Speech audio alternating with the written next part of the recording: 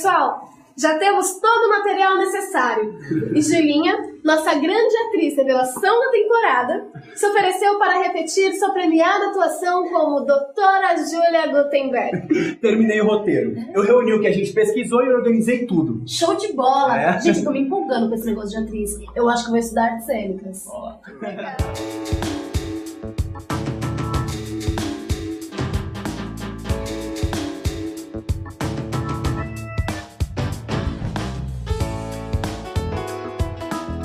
Bom dia, pessoal!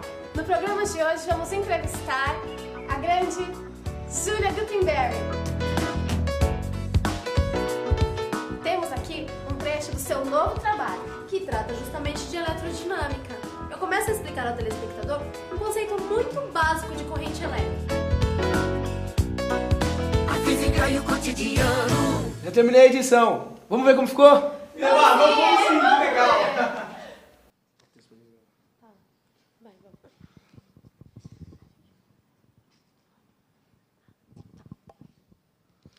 Bom dia, pessoal! No programa de hoje vamos entrevistar a renomada cientista, Prêmio Nobel de Física, Júlia Gutenberg, que está lançando seu vídeo da série A Física e o Cotidiano.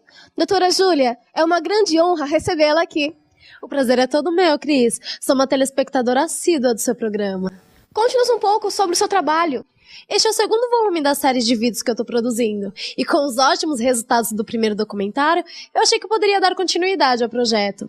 O documentário anterior abordava a eletrostática, e como seu conteúdo é muito rico, a gente decidiu dar continuidade ao tema.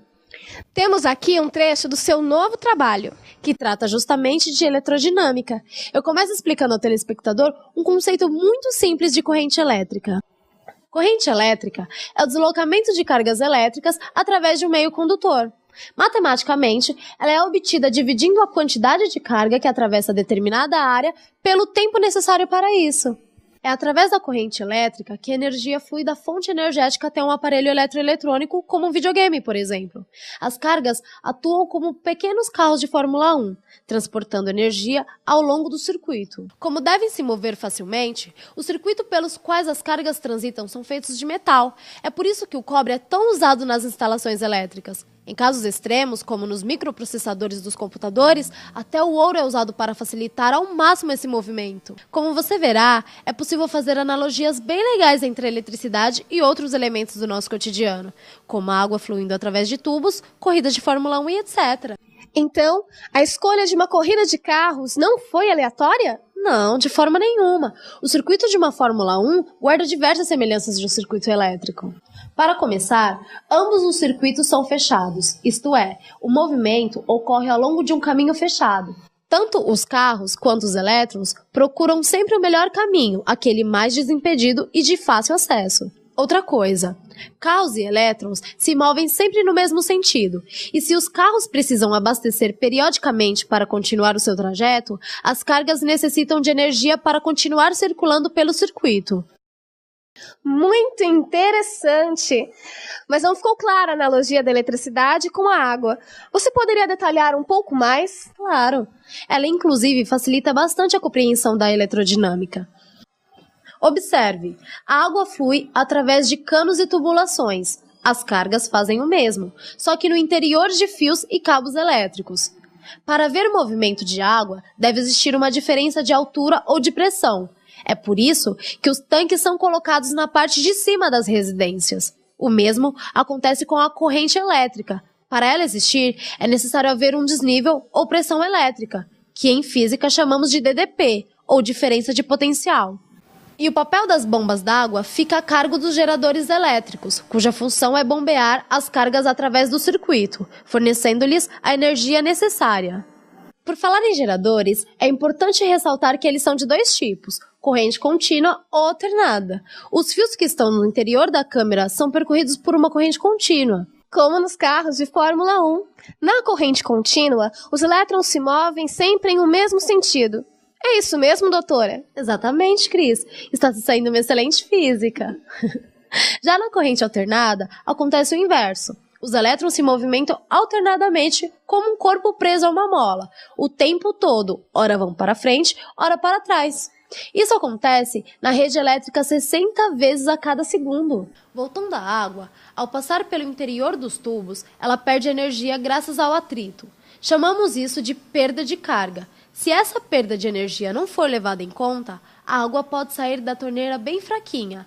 Algo semelhante acontece com a corrente elétrica. Ao passar pelos fios, os elétrons vão perdendo energia sob a forma de calor, graças aos choques internos com os átomos do próprio material. Esse fenômeno é conhecido como efeito Joule. Evidentemente, a corrente elétrica dependerá da resistência elétrica que o material oferece ao movimento das cargas, bem como da DDP aplicada. A lei de Ohm diz que quanto maior a tensão aplicada, maior será a corrente que vai circular pelo condutor. Essa lei é descrita por uma equação muito simples. A DDP entre dois pontos é igual ao produto da corrente pela resistência elétrica entre eles. Ou ainda, corrente é igual à voltagem dividida pela resistência.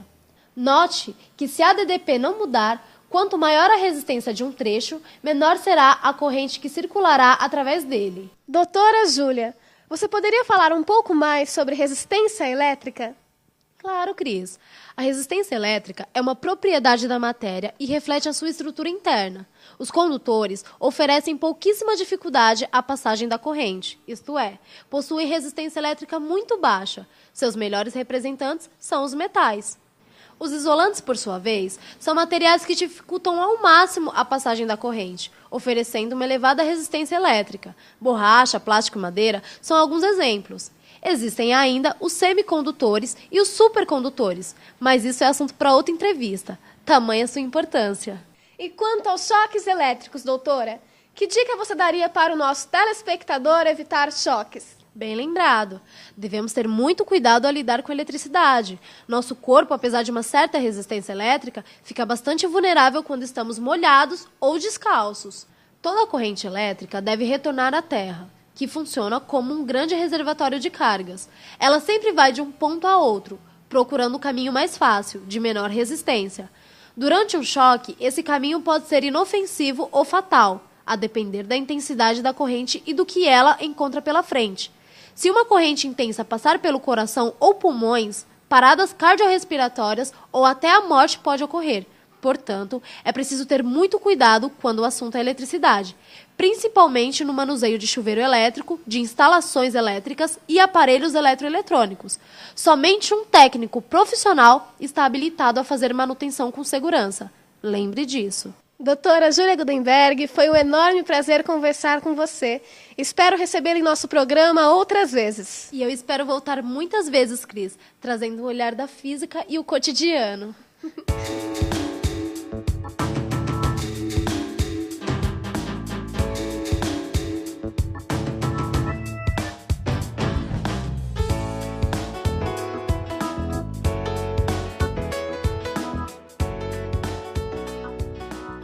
E assim vamos terminando o nosso programa de hoje. Hoje você aprendeu conceitos e fundamentos a respeito da eletricidade e viu que os fenômenos elétricos estão presentes em abundância na natureza, nos objetos que usamos no dia a dia. Podemos senti-la, percebê-la e, em alguns casos, podemos vê-la. Bons estudos para todos e até a próxima!